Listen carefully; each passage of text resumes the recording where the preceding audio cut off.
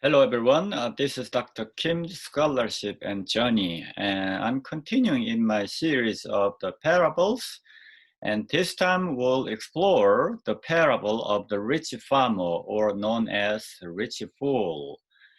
This parable is a very short one, so I hope it won't take long, and we'll see it. Rich farmer or rich fool. This parable is unique to Luke. So let's read first. Then he told them a parable. The land of a rich man produced abundantly. This is the situation, right? The land of a rich man, once upon a time, right? A rich man lived and he produced abundantly. So hallelujah, happy thing. So far, so good. And he thought to himself, thinking sometimes might be very naive and dangerous, as we have seen already in the parable of the vineyard laborers. Do you remember? If you have watched that video, I talked about, right? The early birds, so to speak, the workers who came to the vineyard early, they thought they received more because the latecomers received the same one denarius. So the early birds, they thought they would receive more. But this guy somehow, he's so happy now actually because he produced a lot of crops abundantly. So hallelujah moment. So he thought to himself, see what he's thinking. What should I do? Oh, this is kind of a very ethical question so far. What should I do? But now next region is so naive, so self-centered, just like a childish dream plan. For I have no place to store my crops. Oh, maybe, yeah, he can worry about this. He has a lot of crops where he can put all these lot of crops. No place to store my crops. Then he said, I'll do this. So he came up with a certain plan, right? I'll do this. I'll pull down my barns. Oh, what? Pull down my barns? Tear down, right? Destroy my barns and build larger ones. Smart idea. Looks smart idea, right? Pull down my barns and build larger ones? Maybe people can think that way. And then he said, there I will store all my grain and my goods. Hallelujah. So he has a smart idea. And then you see 19th verse here, he says, and you see here, I will say to my soul. Oh, he's talking to his soul, right? Interesting. He doesn't have any other friends in mind. His village people in mind. Solilaki, right? Saying to himself, I'll say to my soul, you have ample goods laid up for many years. He's very materialist. I have ample goods laid up for many years.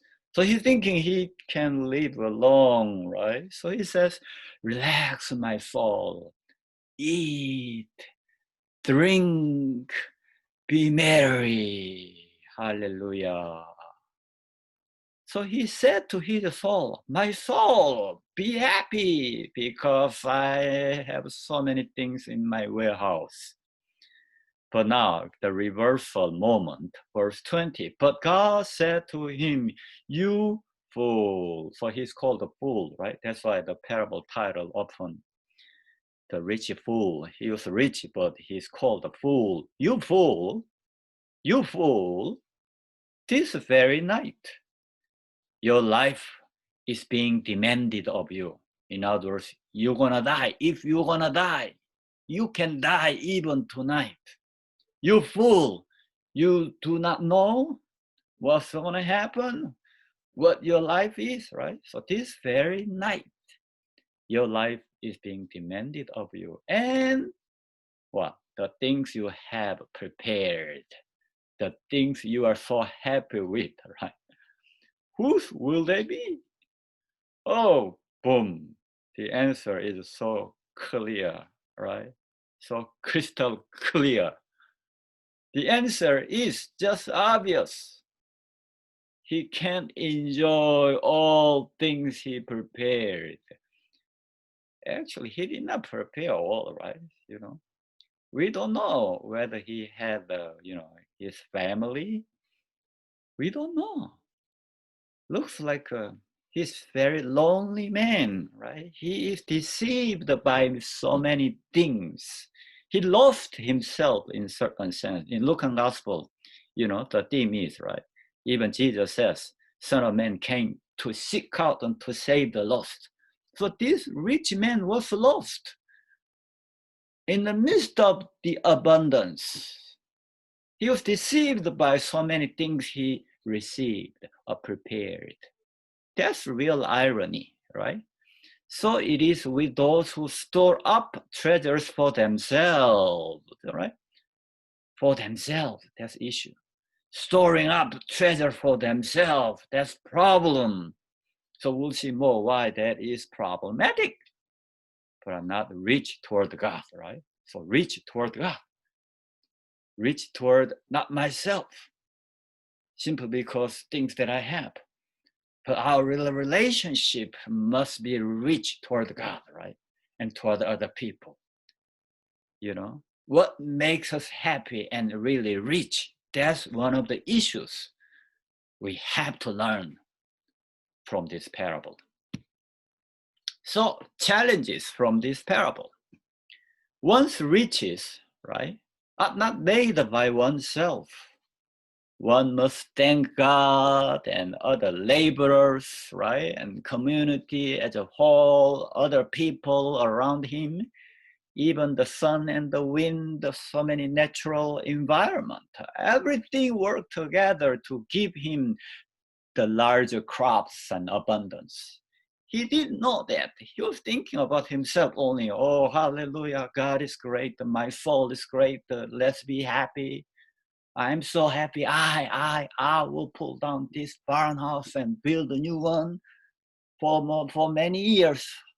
I should not worry about anything. Oh, the world is so good. God is so good. I'm so happy. I'm blessed. He is deceived. He didn't know that how he became rich. He should have known the source of riches.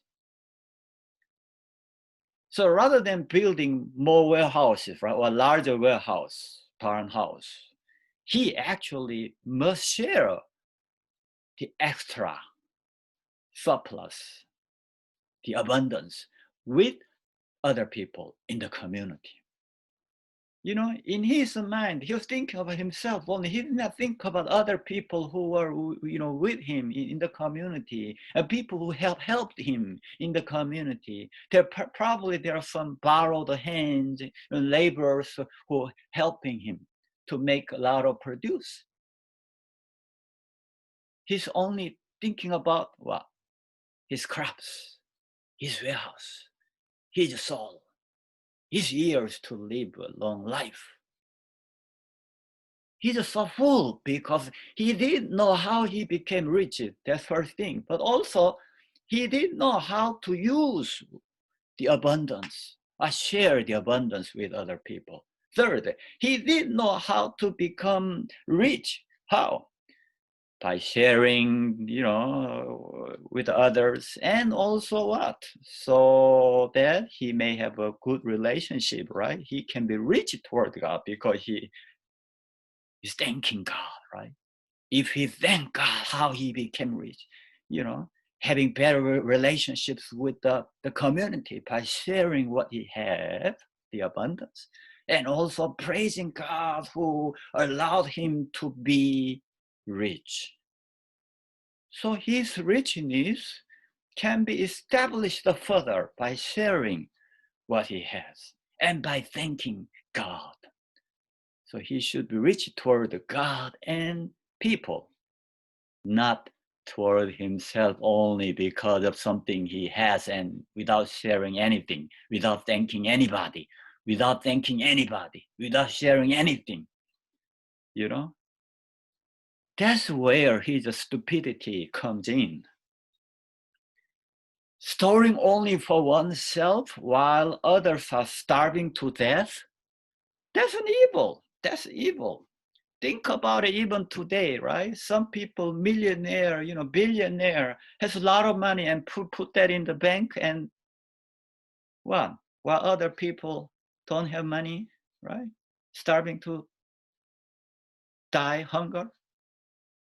That's not good. If we have things in our hands, we have to use that resources for other people, okay? So somehow we live in capitalistic society, economy, right? It's miserable, world we live, okay? If somebody has a lot of money, just put it in a bank, right? And do not use that, for other people. That's an issue here. But the other thing, last thing is life is short. This guy, rich man, he didn't know that. Oh, he doesn't want to realize that his life could be shortened, out of the blue. He knew it, but he does not want to acknowledge. That's why he's called a fool, right? Fool! Life is short. We should spend every day and hour wisely and effectively for me and others together in the community. Every moment is a precious gift of God. All right? That's what is important. This is all I have, as I told you, okay? This very short parable, but there are some marvelous teachings for our world today. How we should consider what it means to be rich, right? What it means to be rich. And also we have to realize how short our life will be, okay? Thank you for watching. And if you like this video, please don't forget to subscribe to my channel. That is your expression of a love for my channel and my ministry, teaching ministry. All right. Thank you. Have a nice day. God bless you. Bye-bye.